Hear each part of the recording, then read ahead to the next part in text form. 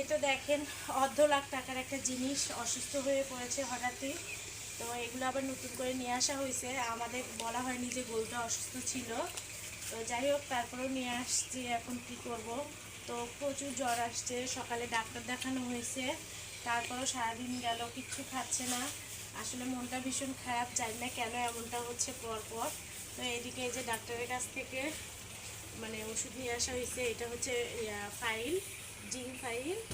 আর এর তো খাওয়ানো হয়েছে এইচ প্লাস, মানে খাওয়ানো হয়েছে।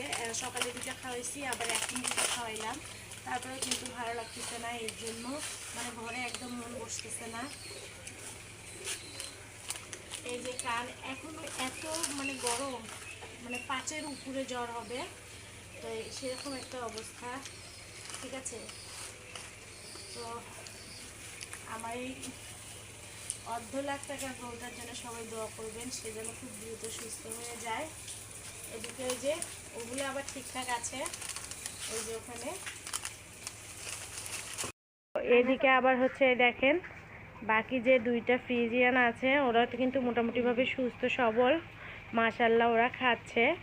তো এর জন্য আসলে ভীষণ কষ্ট হচ্ছে। এটা কিন্তু দেশি গরু, এই তো হচ্ছে 5-6 দিন ধরে নিয়ে আসা হয়েছে। তো মানে একটু খাইলেই আমাদের জন্য অনেকটা তৃপ্তি লাগবে বা শান্তি লাগবে।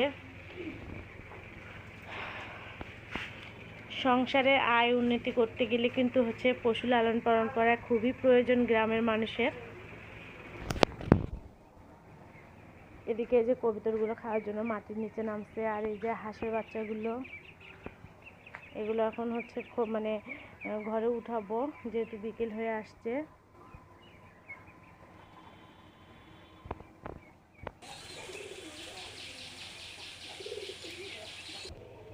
আর এই তো দেখেন ওদের খাবারের কোনো অভাব নেই, তারপরে ওরা অসুস্থ হলে এতটা খারাপ লাগে কি বলবো।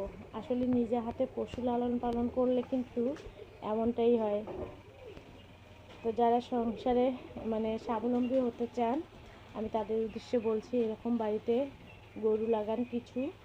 ঠিক আছে, দেখবেন নিশ্চয়ই সংসার অনেক আয় উন্নতি হবে।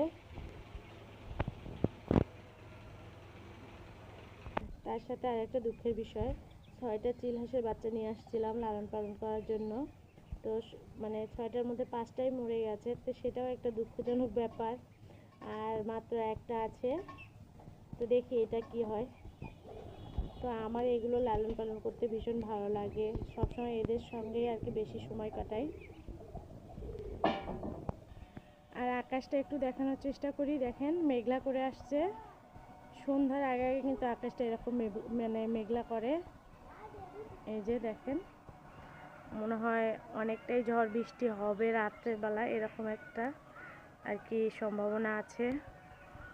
আর এই তো চেরি টমেটোর গাছ, আপনাদের ভাইয়া দেখেন সার হওয়ার জন্য এখানে আলুর যে খোসা, সিদ্ধ খোসা, সেগুলো দেখেন দিয়ে দিছে যাতে যেন সার হয়।